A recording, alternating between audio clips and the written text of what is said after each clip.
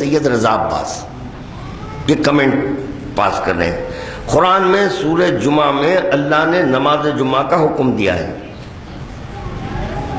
قرآن میں اللہ نے سورہ جمعہ میں جمعہ کا حکم دیا ہے، تو لہذا جمعہ واجب۔ ہائے ہائے ہائے ہائے، یہ کیا ہوا؟ باب علم کے بند ہونے کی وجہ سے اس طرح کے جوابات۔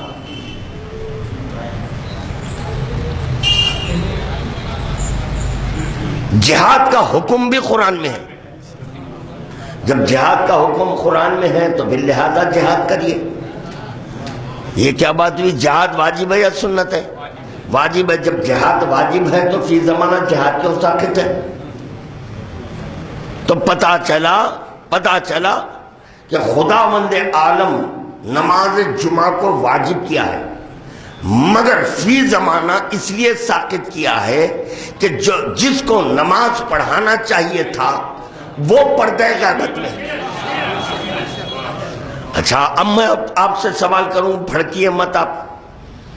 پہلا سوال میرا یہ ہے کہ آپ کے آیت اللہ سہستانی صاحب کون سی مسجد میں نماز جمعہ پڑھ رہے ہیں؟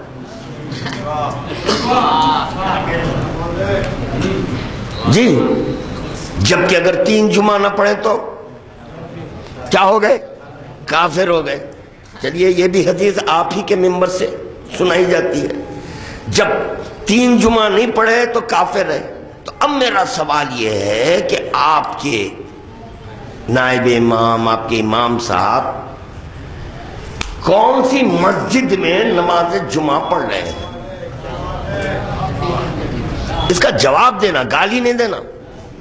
گالی نہیں، میں گالی نہیں دے رہا ہوں، میں سمجھنے کے لیے آپ کا مذہب اختیار کر لوں گا قرآن اور حدیث سے اگر سمجھا دے۔ ہاں، میں انکار نہیں کروں گا، قرآن اور حدیث سے اصولی مذہب کو ناجیز ثابت کرو۔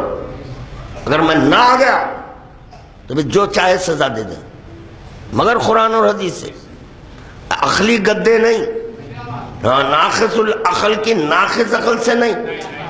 میں کچھ کہہ دیا جی؟ تو چنانچہ سورہ جمعہ میں جب اللہ نے جمعہ کو واجب کیا تو اس پر میرا سوال ہے، جو پوری امت کو تقلید کروا رہے ہیں وہ کون سی مسجد میں نماز پڑھ رہے ہیں؟ پڑھ رہے ہیں یا پڑھا رہے ہیں؟ اصولاً جب یہ عالم دورہ ہے تو پڑھانا چاہیے،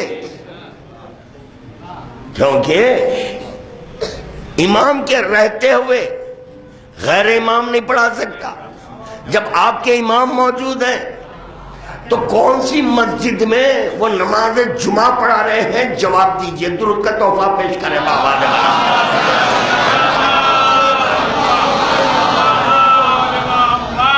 دیکھو کچھ بور وغیرہ، دل سے بولو، ہاں نہیں تو پھر بہت سارے عنوانات ہیں میرے پاس، تیار ہے نا؟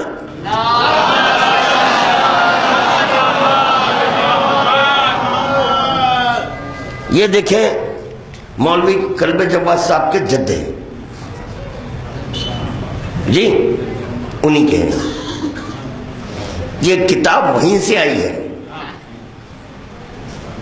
یہ پیدا ہوئی ہے لکھنؤ میں، پہنچی ہے حیدرآباد میں جی، وہاں کی پیدائش ہے، یہاں کی نہیں ہے، وہیں کی پیدائش ہے۔ درود کا تحفہ پیش کریں محمد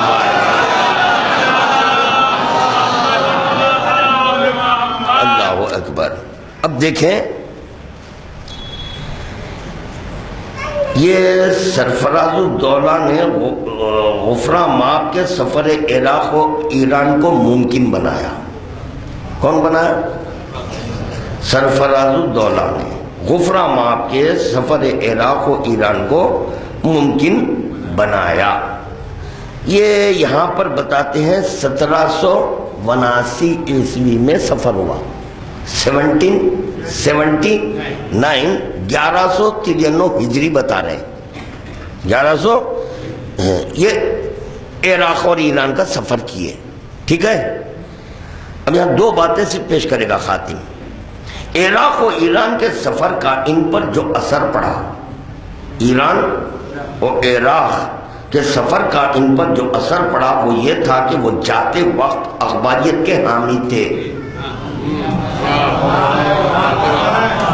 جاتے وقت اخباریت کے حامی کون تھے؟ مولوی کلب جواد صاحب کے جد، ان کے جد. اب جد کا انکار کرو. ان کے جد کیا تھے؟ اخباریت کے حامی تھے. 1779 میں وہ اخباری تھے. تو اب یہ تو طے ہو گیا 1779 سے اخباری تھے. ہائے ہائے ہائے ہائے، غور نہیں کیا بھائی. ارے بھائی جب یہ جا رہے تھے تو اس وقت کیا تھے؟ یہ کون سے سن میں؟ 17، یہ کیا ہے 2000؟ کتنے سال ہو گئے جی؟ 300 جی. اچھا کر لیجیے بھائی جو بھی ہے. بہرحال 1779 یہ اخباری تھے، حامی تھے. یہ 2000 ہے بھائی. یہ چلیے ساڑھے، جو بھی ہے بھائی چھوڑیے بابا. آپ لوگ پورے، دراصل بات یہ ہے کہ اگر آپ لوگوں کے پاس بھی خمس آتا ہوتا تو حساب میں تیز ہو جاتے ہیں. بات دراصل یہ ہے کہ آپ کے پاس خمس نہیں آتا نا، اس لیے یہ ذرا ریاضی میں کمزور ہیں. درود پڑھیے بابا سے بلند.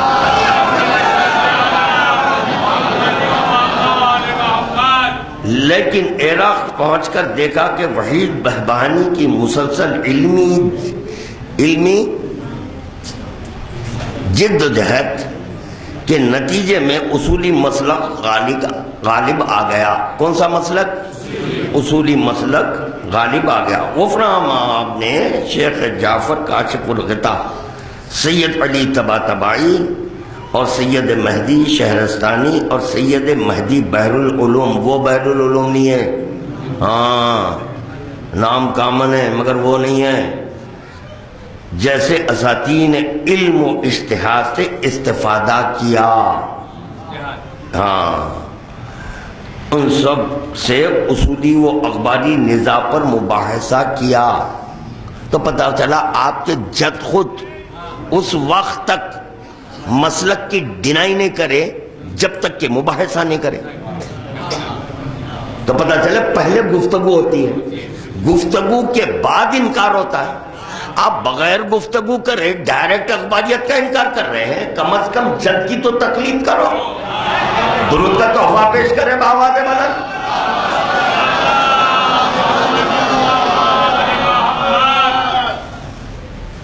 تو چنانچہ اس امر کو تسلیم کر لیا کہ اصولی مسلک ہی صحیح و صواب ہے.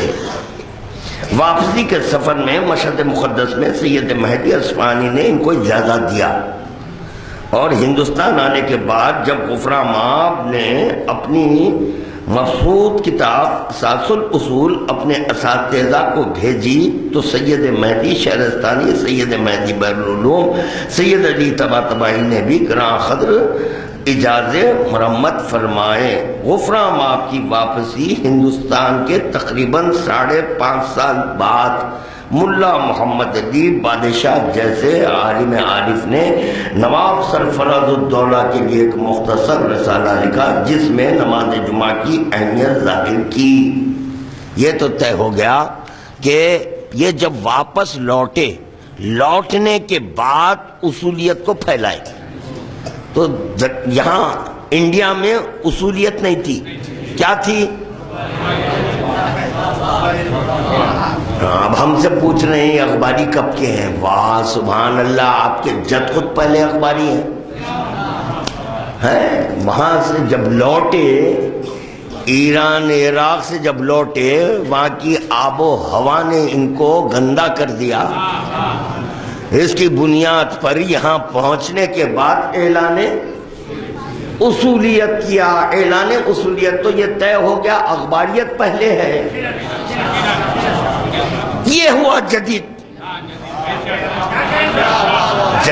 اصولیت ہوئی، اخباریت کہاں سے ہوئی؟ درود کا تحفہ پیش کرے محمد وآل محمد کی بارگاہ میں.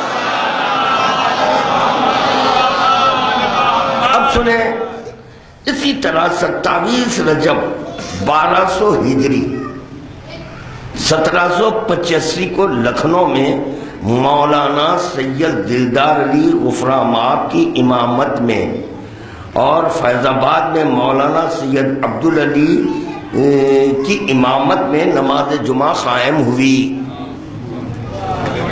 ہائے ہائے، تو اب یہ بتاؤ مجھے قرآن کب نازل ہوا؟ غور نہیں کر رہے یار، تھوڑا غور فرمائیں، کیونکہ یہاں پر ان کے مخلص سید رضا عباس یہ دلیل دے رہے ہیں کہ قرآن میں سورہ جمعہ ہے، جب قرآن میں سورہ جمعہ ہے تو نماز جمعہ واجب ہے۔ تو اب میرا یہ سوال ہے کہ کیا قرآن 1785 عیسوی میں نازل ہوا یا پہلے تھا؟ جب پہلے تھا تو سورہ جمعہ بھی تھا، جب سورہ جمعہ تھا تو اس وقت کے علماء نماز جمعہ کیوں نہیں پڑھے؟ اس وقت کے علماء نماز جمعہ کیوں نہیں پڑھے؟ تو پتا چلا یہ آپ کے جد کی پیداوار ہے۔ یہ نماز جمعہ کا جو آغاز ہوا، نماز جمعہ کا آغاز جو ہوا دلدار علی غفرہ مآب صاحب نے کیا ہے۔ اب وہ کرنے کی وجہ کیا ہے؟ نماز جمعہ کے ذریعے ارشاد و ہدایت کا ایک زبردست پلیٹ فارم غفرہ مآب کے ہاتھ میں آیا۔ سمجھے؟ نماز جمعہ کا پلیٹ فارم ایسا ہوتا ہے جہاں پر اصولیت کا پرچار ہوتا ہے۔ درود کا تحفہ پیش کرے محمد وآل محمد کی بات۔